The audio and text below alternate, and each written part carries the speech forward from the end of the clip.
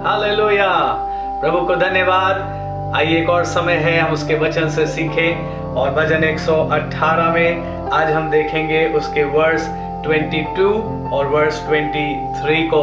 वहां लिखा है, राजमिस्त्रियों ने जिस पत्थर को निकम्मा ठहराया था वही कोने का सिरा हो गया है।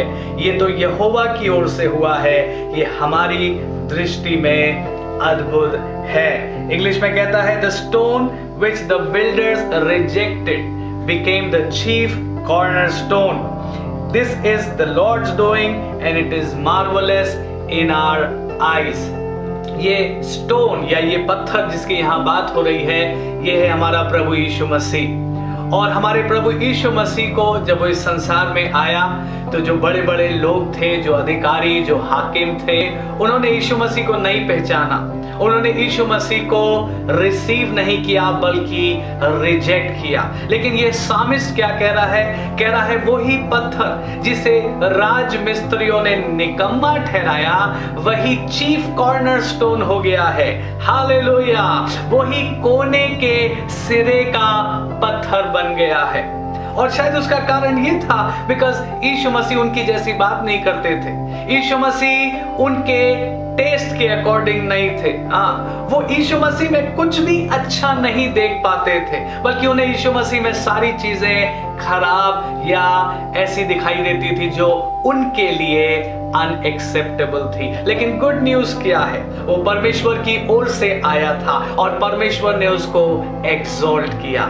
आज यीशु मसीह एक्सॉल्टेड है, मनुष्य के द्वारा नहीं बल्कि परमेश्वर के द्वारा। So the stone that builders rejected became the chief cornerstone. मैं फिर से कह रहा हूं, उन्होंने यीशु मसीह के अंदर कोई मूल्य नहीं देखा, कोई वैल्यू नहीं देखी, लेकिन परमेश्वर ने उसी को सबसे मूल्यवान बना दिया। आमीन। उनके according Jesus was nothing, but according to God Jesus became the heir of everything. परमेश्वर ने यीशु मसीह को सब वस्तुओं का वारिस बना दिया। पतरस यीशु मसीह के बारे में कुछ लिखता है, पहला पतरस उसका 2 अध्याय, और हम इसके कुछ वर्सेस को पढ़ेंगे। वर्स 4, उसके पास आकर जिसे मनुष्यों ने तो निकम्मा ठहराया परंतु परमेश्वर के निकट चुना हुआ और बहुमूल्य पत्थर ठहरा। वर्स 6 से देखिए, इस कारण पवित्र शास्त्र में भी आया है, देखो मैं सियोन में कोने के सिरे का चुना हुआ और बहुमूल्य पत्थर धरता हूं, और जो कोई उस पर विश्वास करेगा वो किसी रीति से लज्जित नहीं होगा। अतः तुम्हारे लिए जो विश्वास करते हो वो तो बहुमूल्य है, पर जो विश्वास नहीं करते उनके लिए जिस पत्थर को राजमिस्त्रियों ने निकम्मा ठहराया वही कोने का सिरा हो गया और ठेस लगने का पत्थर और ठोकर खाने की चट्टान हो गया। सो परमेश्वर का धन्यवाद, जिस प्रभु यीशु मसीह पर हम विश्वास करते हैं परमेश्वर ने उसको सबसे ज्यादा एक्सॉल्ट किया है, और वो ही चीफ कॉर्नरस्टोन है। उस पर भरोसा रखना, उस पर अपनी लाइफ को डिपेंड करना मेरे और आपके लिए सबसे अच्छी चॉइस है। हालेलुया। कुछ और बातें हम इसी में आगे समझें। यीशु मसीह जो मंदिर का पत्थर है, जो मंदिर परमेश्वर का मंदिर है, यीशु मसीह उसका चीफ कॉर्नरस्टोन है। यीशु मसीह ने वो काम किया जो कोई और नहीं कर सका।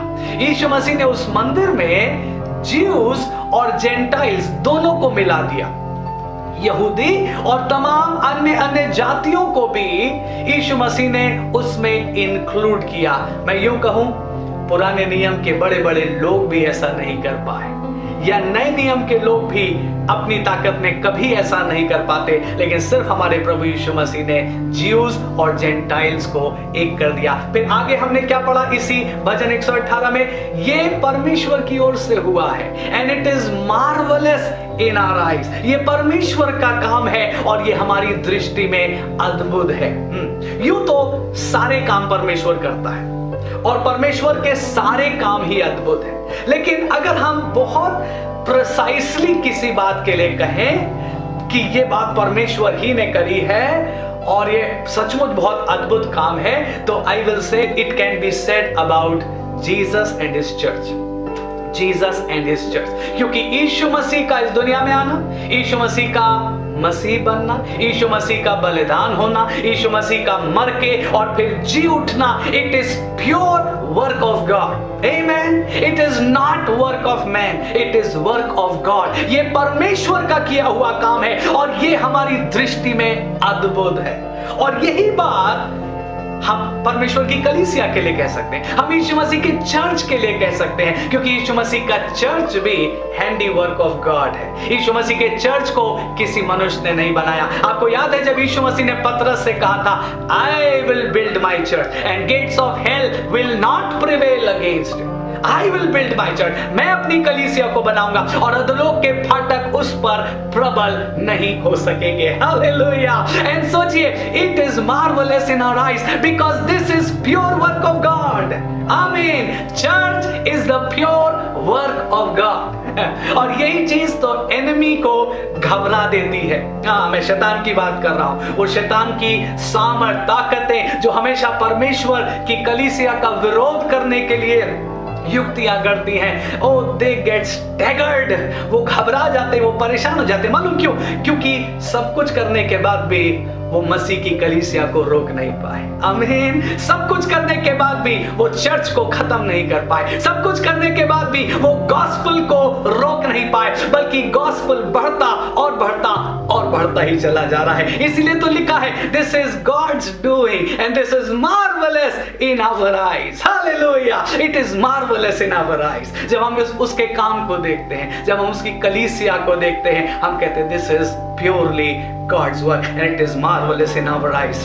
कलीसिया प्रभु का काम है। यीशु मसीह उस कलीसिया का चीफ कॉर्नरस्टोन है, और क्योंकि यीशु मसीह एक्सॉल्टेड है इसलिए प्रभु की कलीसिया एक्सॉल्टेड है। क्योंकि यीशु मसीह एक्सॉल्टेड है इसलिए वो अपनी कलीसिया को प्रोटेक्ट करने की सामर्थ्य रखता है। लेकिन इसी लाइन को जब आप इसी भजन को इब्रानी भाषा में पढ़ेंगे तो वहां ना केवल इस तरीके से आया है, it is marvellous in our eyes, बल्कि इस तरीके से स्टेटमेंट आया है, इट इज वंडरफुली डन। थोड़ा समझे, not only it is wonderful but it is wonderfully done. Yes, आप सोचिए ना, परमेश्वर का ये काम, यीशु मसीह को भेजना और यीशु मसीह का बलिदान और फिर यीशु मसीह का मारा जाना और यीशु मसीह का जी उठना और यीशु मसीह का अपनी कलीसिया को बनाना, it is not only wonderful but it is wonderfully done. Amen. It is wonderfully executed. आज मेरे दिल में बहुत आनंद है आपके साथ ये बात बांटकर। It is wonderful and it is wonderfully done। यीशु मसीह जब इस दुनिया में आए मनुष्य बनकर, आपको पता है कितना वंडरफुल उसका जन्म हुआ। पूरी घटना जब हम बाइबल में पढ़ते हैं, किस तरीके से एंजल आया, किस तरीके से मैरी के पास और फिर जोसेफ के पास और फिर गरड़ियों के पास और फिर वो तारा जो मजूसियों की अगुवाई करता रहा। Oh my goodness, oh how wonderful is the birth of Lord Jesus Christ. Hallelujah. इसलिए तो हमारे दिलों में खुशी है, because it is wonderfully done, it is hand of God. आप सोचिए ना, अगर खुदा का हाथ ना होता तो हेरोदेस राजा ने यीशु मसीह को मरवा दिया होता, but it is wonderfully done. Amen. फिर आप सोचिए, यीशु मसीह के जन्म के बाद यीशु मसीह का क्रूस पर जाना, how wonderful work of God it is. कोई और वो बलिदान नहीं चढ़ा पाया, मगर हमारे प्रभु यीशु मसीह ने सनातन आत्मा के द्वारा अपने आप को परमेश्वर के सामने निर्दोष चढ़ा दिया, ताकि मैं और आप शुद्ध हो जाएं, मेरे और आपके विवेक शुद्ध हो जाएं और हम अपने परमेश्वर की सच्ची सेवा और सच्ची आराधना करने लगे। आमीन। Cross of Jesus is so wonderful, is so beautiful. लाखों करोड़ों गीत भी लिख दिए जाएं, फिर भी यीशु मसीह के क्रूस की पूरी सुंदरता का वर्णन करना असंभव होगा। प्रभु के लोगों, the cross of Jesus is wonderful work of God. और क्या आप मेरे साथ सहमत हैं? यीशु मसीह का क्रूस न केवल वंडरफुल है, बल्कि how wonderful it is done, how wonderful it is done. उसके क्रूस तक जाना, क्रूस पर बलिदान होना, क्रूस पर सब मनुष्यों के लिए अपना लहू बहाना, ऑल एवरीथिंग। वो 7 वाणी याद करिए, उसका उस चोर को बचा लेना, उसका लोगों के लिए क्रूस पर वो कंसर्न, वो प्यार, वो compassion. He is crying out, हे परमेश्वर इन्हें क्षमा कर दे, ये नहीं जानते ये क्या कर रहे हैं। Everything that Jesus did on the cross and through the cross is wonderful. Hallelujah. It is wonderful work of God, it is wonderful act of God. ये कोई मनुष्य का काम नहीं है, it is wonderful work of God. फिर सोचिए यीशु मसीह का कब्र में जाना, 3 दिन 3 रात, क्योंकि लिखा था इसलिए जरूरी था। और न केवल वो कब्र में गया बल्कि अधोलोक में उतर गया। बाइबल कहती है he went down to Sheol, और वहां जाकर उसका प्रचार करना और वो सारे कामों को करना जो उसको करना था, और फिर वहां से उन आशाधरे बंदियों को छुड़ाना। Won't you say this is God's work and this is wonderfully done, wonderfully done। ये खुदा का काम है प्रभु के लोगों, it is work of God, wonderfully done। और फिर सोचिए ना यीशु मसीह का रेजरेक्शन, यीशु मसीह का रेजरेक्शन। सब लोग पहुंचे थे उसकी मृत्यु पर शोक करने। वो स्त्रियां पहुंची थी रोने, वो पहुंचे थे उसकी देह पर लेप लगाएंगे, ये यहूदियों की रीति थी। बट जब वो पहुंचे वो पत्थर हटा हुआ है, ओहो वो कब्र का पत्थर हटा हुआ है और यीशु मसीह वहां नहीं है। और स्वर्गदूत वहां पर खड़े होकर कह रहे हैं तुम एक जीवित व्यक्ति को मरे हुओं में क्यों ढूंढ रहे हो। प्रभु के लोग, won't you say it is wonderfully done, it is wonderfully done। पतरस यूहन्ना पीछे से दौड़ते हुए आए और जब अंदर गए तो उन्होंने देखा उसका वस्त्र जिससे उसने अपने सिर को लपेटा था वो तह करके लपेट करके रखा हुआ, और लिखा अचंभा करते हुए लौट गए। Wonderful work of God and wonderfully executed. मैं आज क्या कहना चाह रहा हूं प्रभु के लोगों, जिसको लोगों ने निकम्मा ठहराया, जिसको इस दुनिया के हाकिमों ने निकम्मा ठहराया, जिसको राजमिस्त्रियों ने निकम्मा ठहराया, हमारे परमेश्वर ने उसको चीफ कॉर्नरस्टोन बना दिया है। Hallelujah.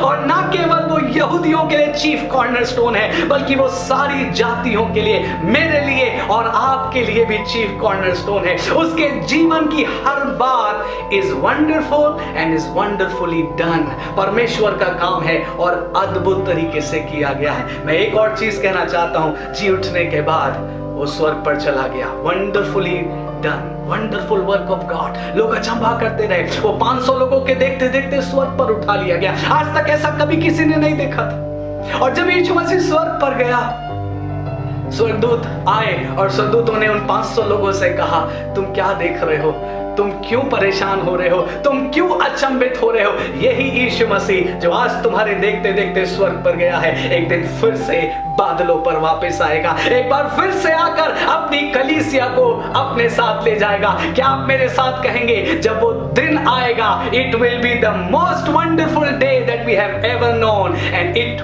Will be wonderfully executed. Hallelujah.